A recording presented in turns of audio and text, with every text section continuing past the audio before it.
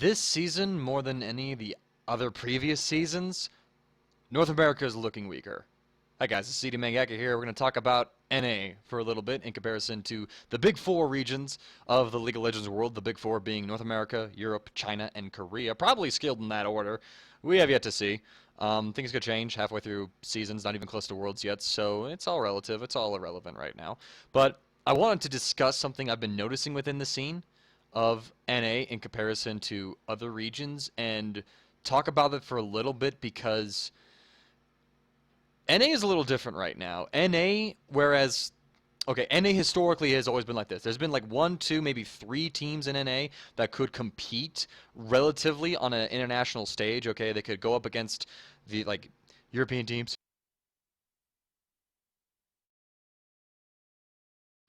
Sneeze OP. I'm waiting for the second one to come in, but when you prepare for it, it goes away. So okay, it's gone now. NA has usually been on an upward trend of being able to compete with regions across the world. Okay, so consider like this. Okay, so let's talk about Cloud9 and TSM because those have been like the two premier international teams in NA. They've consistently been going to international events. They've been to Worlds twice in a row now. We can talk about them. So talking about Cloud9 because I talk about them first in the article, and they're my favorite North American team. So personal bias coming out. Um, Cloud9, coming into the North American split in the third season, starting off as dominant as they did with such an insane record, people were really amped up about them, like doing well at Worlds. Like, hey, maybe this is the team that North American can rely on to go in to stand against these Korean teams, to to settle the NA versus EU argument, stuff like that. And they did okay. They got out of groups. I can't remember what group they placed in, but they got out of groups. They played Fnatic in the quarterfinal, and they lost to them. But they lost 1-2 to them. And the last game, I remember, it was a first blood show. It was Cloud9 lost their stand away. Like, they just gave up early kills level 1, and Cloud9 never wins in those situations. Or historically, back in that time period, they always lost whenever they gave up kills at level 1. So that happened. Heartbroken. Okay, there was NA. And I think that was the only North American team that got to the quarterfinals. So they got out of group stages. Yeah, that's right, because it was Fnatic, it was OMG, it was Star Royal Club, it was SKT, it was, I think, another Korean team, whatever. So, um, next year, we have Cloud9 again at Worlds, and we also have TSM at Worlds. TSM was also at the last Worlds, but this time, Cloud9 is able to once again go to the quarterfinals, but after getting out of like the quote-unquote group of death. Alliance, now Elements was in that group with them. They went 1-1 with them. Najin White Shield, the third place Korean team, was in that group, but they were still a really strong team. They went 1-1 with them as well. There was the hilarious game to Kaboom that Alliance dropped. Cloud9 played Naja White Shield for the tiebreaker game. They lost to Naja White Shield. They went to the quarterfinals, and they faced off against Samsung Blue, and they were able to take a game off of them. And I think it was a best-of-5 series at this point. Yeah, best-of-5 series in the quarterfinals rather than the best-of-3 that we had in Season 3, if my memory is serving correctly. I'm hoping it is. They were able to take a game off of Samsung Blue, and they almost took it to Game 5, if you recall the last game where they had that insane push up the mid lane and were railing on the Nexus of Samsung Blue, but then Samsung Blue were able to clean them up and then go finish the game out. They almost took it to Game 5. So it was like, oh yeah, every year it seemed, at least in the case of Cloud9, NA was making progressive competitive steps up and up through the rankings. Well, not through the rankings, but in terms of competing, they were able to compete more and more, and suddenly they were able to take games off of Korean teams, really good Korean teams, I might add. They were able to, beat those like star European teams a little more consistently. TSM, same story. They finally got out of the group stage of this one. They looked really well. They were able to take a game off of Samsung White, and everyone will always point to the fact that, Samsung White did dick around in that game. They just went full call and cocky mode. But TSM were able to punish them appropriately, and they were actually able to run a convincing game despite being just completely wrecked in the first two games. So that was also a respectable performance on their part. So it seems like in the top two teams in NA, Cloud9, TSM, they were becoming more and more international forces. And then we saw at IEM San Jose this year that Cloud9 won the whole thing. They beat Alliance 2-1, looking really solid there. TSM looked a little shaky on that one. San Jose right now, though, we can completely discount it, because pretty soon TSM suddenly, even though they got beaten by Unicorns of Love, they're on top of the LCS split right now. Cloud9 started the LCS split off really poorly, which is going to lead me into my next point, which is my first concern with why NA is weaker, is that the top competitive teams aren't looking as strong as they have been.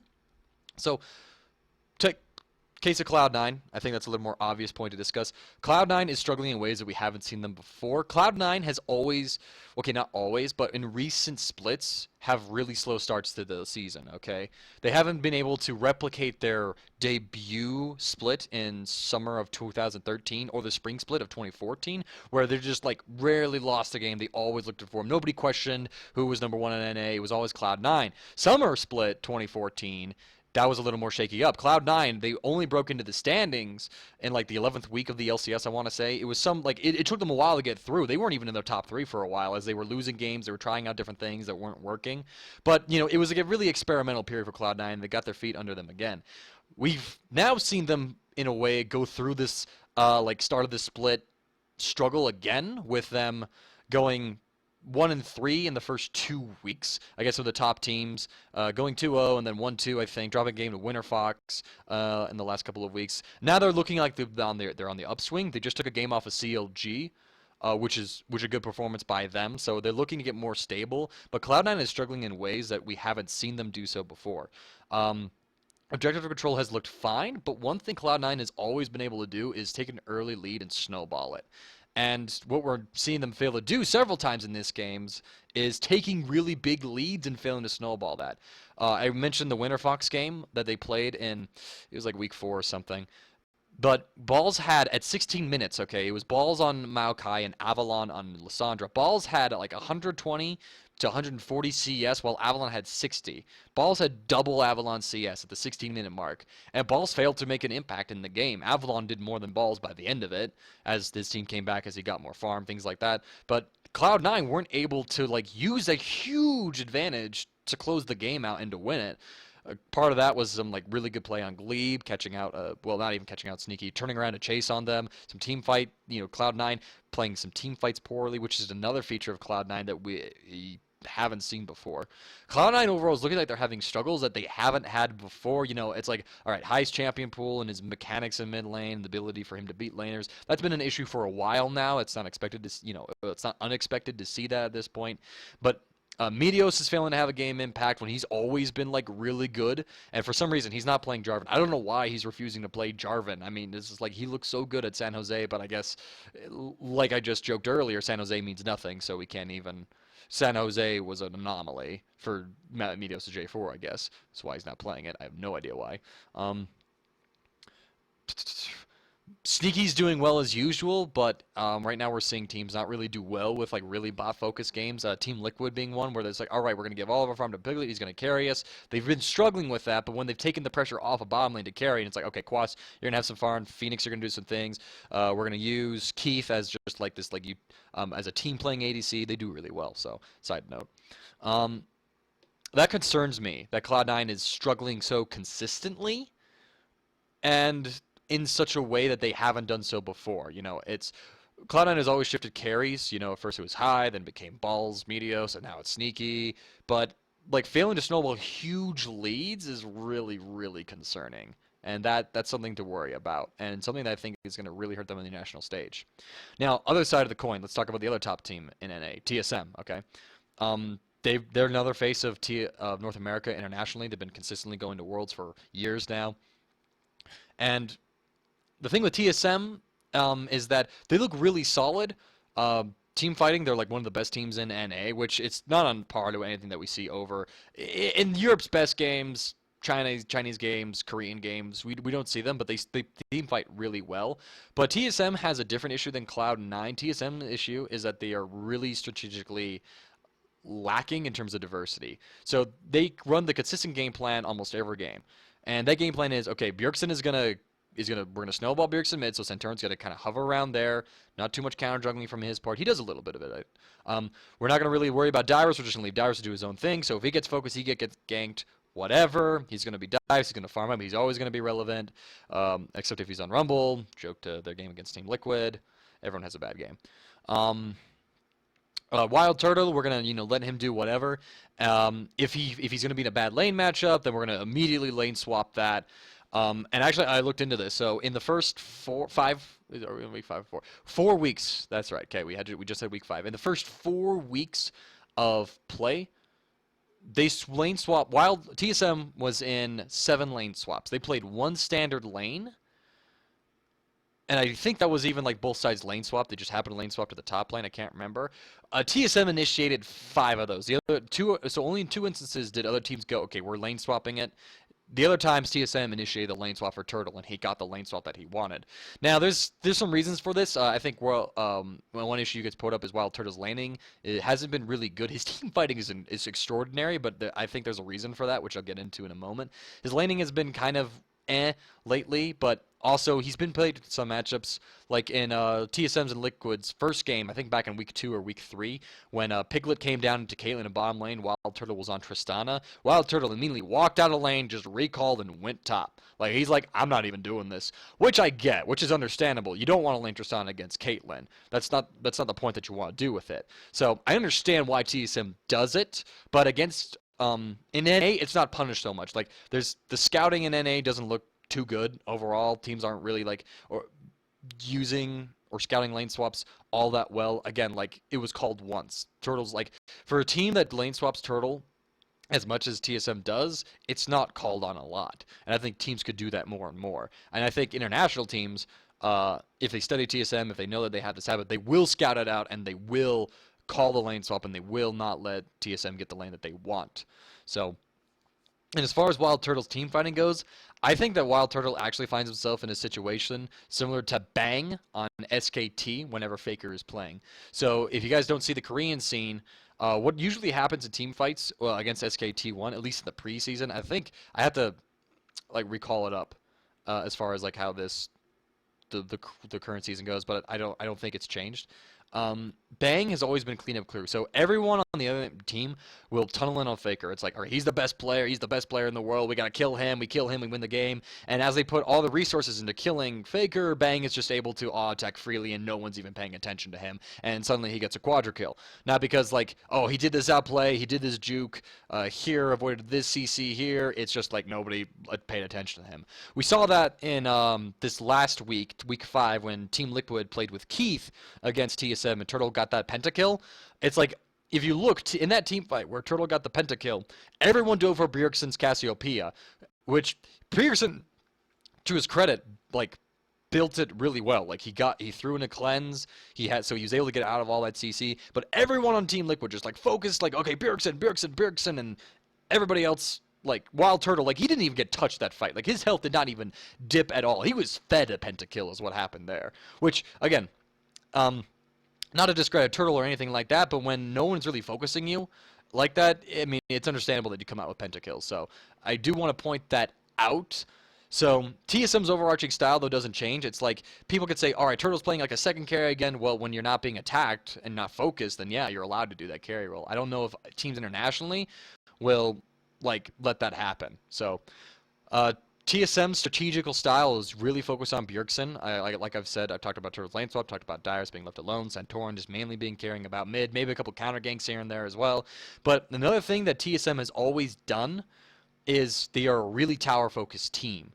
They are, like, I have to check the numbers again, but when I asked around, TSM has like the 6th most dragons in the league in NA, yet they're the number 1 team in NA right now, which is really weird. But what TSM does, it's a really early game focused style where it's like, okay, we're going to snowball our lanes or win in these like lane swap matchups, and then we're just push down your towers. We're just going to take your base. Yeah, you go ahead and take that dragon. We're going to just push in your base, get all this gold out of it. That gold's going to give us items. We're going to get a little bit of XP out of it, and we're just going to beat you in team fights with that gold and with that XP advantage, because only your first dragon buff, it doesn't mean a whole lot until the late game anyway. So they play this style consistently, and that's really hurt them. In the very hyped battle for first place CLG versus TSM game, CLG almost got 5 dragons on TSM, fortunately for TSM, CLG happened to throw the fight. TSM got the 5th dragon, so there you go. That's that for them. But we actually saw this.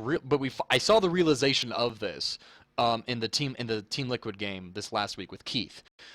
Team Liquid got every single neutral objective. They got every single Baron, every single Dragon. Now to TSM's to give a to give a pass to TSM. Dominate did come up with a super clutch steal on the first Baron of the game. So it's not like Team Liquid just had like absolute Baron control. Dom got a really good Baron steal in there. So got to keep that in mind. But every dragon went to Team Liquid. And if you look actually, so Team Liquid like set up all these wards into like the bottom side of the map, and they use that to get a pick onto Dominate. God, why did I forget his name? That's just sad. They got a pick on to Dominate, but it was like 2 minutes before the dragon was coming up, so it didn't even like they didn't get to do anything. By the time dragon came up, all that vision that they used to get one pick was gone, and they couldn't even like see what Team Liquid was doing. They couldn't contest dragon. They didn't even try to contest dragon, and that really came to hurt them because Team Liquid were able to get like 3 5 dragon buffs. 3 fifth dragons and 2 or was it 3 barons. It was insane the amount of neutral objectives that Team Liquid got that game, and I'm hoping what TSM does from that is that they go, okay, our lack of neutral objective focus is actually a really bad thing because it gets us in these bad situations. Because if there's a team that we just can't like beat, like just muscle out straight up in team fights with like a gold advantage, then we have to like pick up these dragons so that the enemy team doesn't have this crux to have over us in the late game or comeback mechanism, whatever, things like that. I'm hoping they do that. I've been told that TSM's actually trying to change up their style a little bit. There was like that TSM Legends show where Bjergsen and Lokotok were going back and forth on just like, okay, like can we really rely on Bjergsen carrying all the time? That whole business. So, but if TSM doesn't begin to change that style, like after that game in NA and really begin to improve their neutral objective control, then international teams are just going to roll all over them because they'll know what TSM's game plan is. They'll counter it accordingly. At least the really good international teams, okay? So which is like probably maybe Chinese teams if they know what TSM does, Korean teams if they know what TSM does. That's like the thing to note is that if these teams don't do any scouting against TSM, then TSM could do okay. But then you have the whole discussion of lane matchups. Is Bjergsen really going to be able to perform against like a carry 1v5 against like elite Korean teams? Because the competition in NA is really weak. Which I'm going to say in my next point. NA just looks like shit. And I like don't like saying that, but like NA just looks really bad. Like there's like the 2 really good teams, TSM, I'd say Cloud9 if they get back on form. You could probably throw in CLG. Like TSM C9, if TSM maintains the performance, if Cloud9 continue their upswing and kind of come back into what we expect from them, then okay, we got some okay teams there.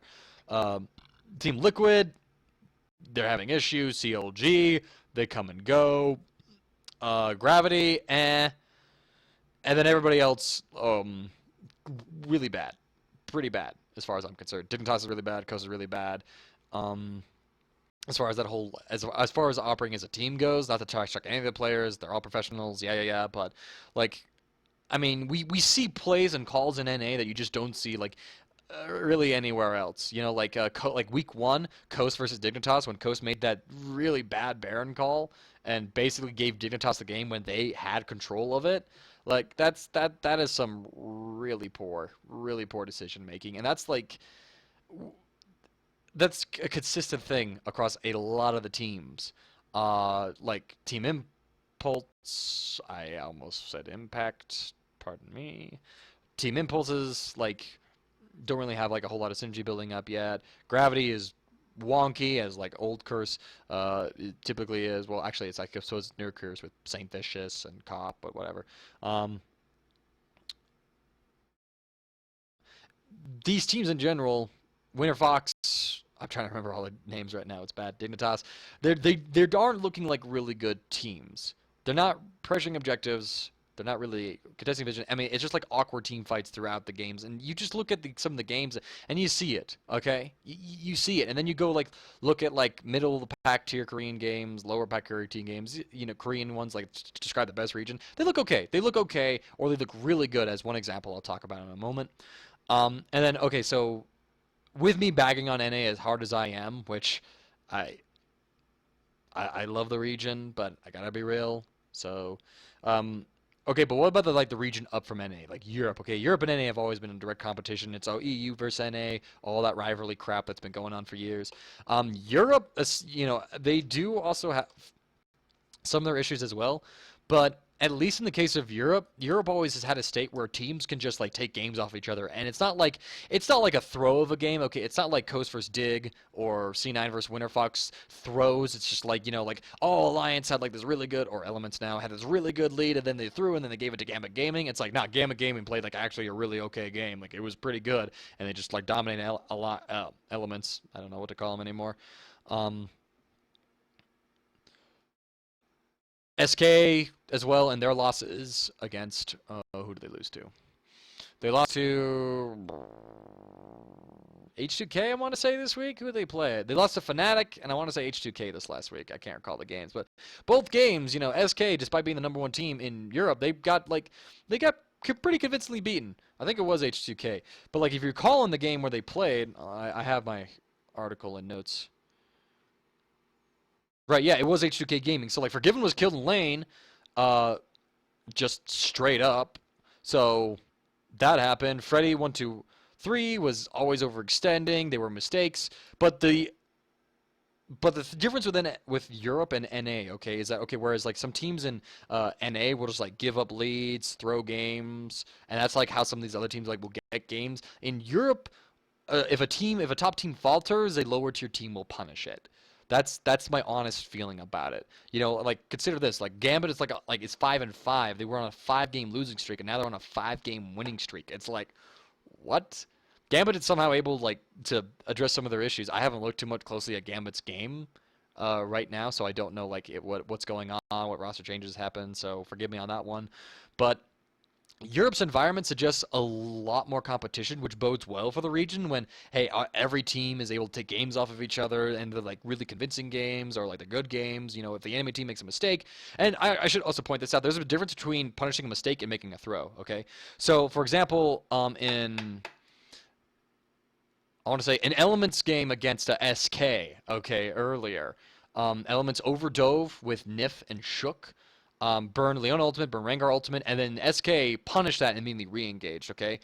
Elements overextended, like, for sure. And that's like a mistake on their part. And then SK punished it. That's not a throw, that's an overextension. It is a mistake, but it is not the same level of mistake as a throw. A coast throw, where it's like, okay, we have the advantage there. Our mid laner just got picked in mid. They're all there. We have an open inhibitor. Let's do Baron. That's a throw. That's a bad call. That's not an overextension. Like it started off as a mistake on Jez's part for being in the wrong place at the wrong time, getting picked like that, and then Coast's reaction to it turned it into a throw. So if you guys comprehend that difference between like a mistake being punished and a throw, where the enemy team just like gives up an advantage or misplays really hard somewhere, that's how we like differentiate between the two. There's a lot of throws in NA. Cloud9's biggest problem has been throws. They've had massive leads in top. They've failed to turn that into a victory because they mess up in a team fight. They mess up in an objective play. Something happens and they throw a lead away. That's like the biggest difference between the two. Like if it's I guess another level of analysis is that a throw is when you have a big lead and then you just give it to the enemy team. Whereas like a bunny mistake, it's a pretty even game. You could have a bit lead, but it's a slight lead, and then you make a mistake, the enemy team's able to punish on that. Another difference there. So I felt like elaborating on that point for a bit. Um, my last point, which makes me like I identify with this belief that NA is really weak right now, is um, is comparing like the top, the best level of play in NA versus just like another game in Korea. Okay, so these are two like okay. So in the case of this NA one, it's the CLG versus TSM game. Now I will say this: it's actually a really good game. It's pretty good. It's a really good game. It's fun to watch. We see plenty of stuff going around. I don't like the way it ended, not because TSM won, but because CLG just happened to misplay really hard and then began to have communication issues, and Doublelift began to do Doublelift things and tunnel really bad for kills. So I mean, it was not a pretty way to lose, is how I'll say it. But I mean, like it's like what one side, like TLG had all the dragon control, TSM's approach failed, they were being collapsed in on, and then they happened to win just by team fighting better. Okay. The game I'm talking about is an anomaly of a game now, mind you. We've had like I think 2, maybe 3 really long games in Korea. When I say really long, they've approached the hour mark, like it's 50 to 70-minute game. And it was in week. Let me look at the notes because I love this game. It is a fantastic game. Honestly, I think it's so far it's the game of season 5. It's the best game played in this season, as well as the game that best showcases the changes in the season. Let me find it. So in week 5 of the LCK, Jin Air and CJ Entus played their series. In the first game, the game lasted 79 minutes. All right, both teams played like this disengage, poke, kind of engage team comps. We had Jin Air running. Oh, who's our top lane? Who's our mid? Who is everything on them? I know Gank by Mom played Xerath. We had Captain Jack. No, it wasn't Captain Jack. Was it Captain Jack? I think it was Captain Jack. On Kalista, we had Janna as support. We had, who was the bloody top lane? I can't even recall for the life of me right now. Lissandra? No, it wasn't Lissandra. Morgana? Maybe. Kassadin? Maybe. No, it wasn't Kassadin. Either way, Poke comp versus CJ's comp. They had Coco on Jace. They had Shy on Maokai. They had, I think it was Lee Sin as their jungler, I want to say. Maybe, or it might have been J4. Their ADC, who was that ADC? Corki, maybe? Yeah, I think it was Corki. So both sides had like a lot of poke coming in, and I mean, they played their comps perfectly in this game. And you have to keep in mind, these are like two, like, okay, like kind of up tier team to mid tier, like to mid tier team, okay? Like now GM Empire is like widely considered to be really popular, or not popular, like really good, like top 3, but their like standing is really low right now, but that's only because they've had close games and they just dropped them to the top teams. Well, not dropped them, they just lost really close games, so they're actually more competitive than they seem. I can't remember how CJ stands. I think Jin Air is one of the really good teams in Korea, definitely top 5. So you have like 2 mid of the pack close to the top tier Korean teams fighting it out, okay? They played their comps perfectly. They both had really great objective control because they were both trading out sides. And in a 79-minute game, there was only 20 kills, like 10 to 11 or something like that, because they made so few mistakes. They were able to use their comps, poked out the enemy side to take objectives that you would use, snowball that into taking a tower. They would use that to take a dragon. And I mean, this game, we saw something that is just like fucking insane, and I have to use that because there's no other way to describe it. We had twice in the same game a team with 5 dragon buffs square off against a team with Baron buff. Twice. I don't think this has ever happened before in League of Legends. There might have been one other case, but nowhere yet has we've had another game where it's been 2 Barons, 2 5 stacks of dragons pounding at each other, like just squaring off. It's like fucking Goku, like going Super Saiyan 3 up against Kid Buu. It's just like, holy, like, we've never seen this level of power before. It's really insane. It's actually I think it's kind of revealing, actually, to how weak 5 Dragons actually is. Just namely because, like, of how much the Baron buff and the minion waves, like, dealt with that. And side wave control in this game as well is another thing that's really great. Jin Air side wave control, like, was so great. They they threatened both sides of CJ Entus' map and said, "You got minions pushing in your base. You're gonna lose inhibitors or this Baron. What you're gonna do?" It was just, it is a really great game. It is probably the best game in this season. It's a damn shame it's so bloody long because you have to donate over an hour of your life to see it, but it is worth it, my friends. It is worth seeing. If you have not seen it, set aside, bring your league girlfriend over, pop some popcorn, and just sit and just watch some stellar League of Legends play. That level of play is insane to consider. CLG and TSM's games for being the quote unquote number 1 teams in NA, the battle for first place, doesn't even compare to that. So when your mid-tier, like upper tier to mid-tier Korean teams are able to play at that level, and then your best in NA don't play at that level, really concerning. And of course, now keep in mind also that this, like, example, like this comparison between Korea and NA also applies to like Korea, EU, Korea, China, things like that. So, but that's something I want people to be aware of. Because I swear to God, if I see people like hype up NA, like, oh yeah, we're gonna win Worlds, and it's not just the troll, ah yeah, boys, NA's gonna win Worlds, but it's like, TSM's gonna shit on everybody, Cloud9's back in full force, man, we're gonna just mess up those Koreans. No, that's, in the current state, if Worlds were to happen next week, no, I don't think an NA team would get out of groups. But hey, we have time. There's still a whole, like, we still have half a split to go in NA, in EU as well, if you want to make the same argument for EU. We have a whole other split after that. There's a lot that could happen in NA. There's a lot that can change.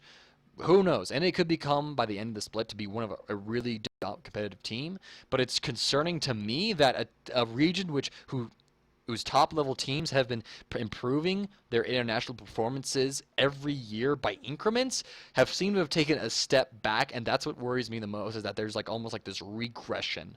So that concludes my thoughts today, guys. The link to the article is below. It goes a little more in depth. There's a couple of cool sources, a couple of videos to check out for you guys. Thank you guys for watching this one. This is CD Mangaka. Go ahead, follow me. Gotta use my left hand. Follow me on Twitter at CD_Mangaka. I'll keep you up to date on some stuff. I have a couple other video project guys coming out. So thank you all so much. Y'all have a fantastic day.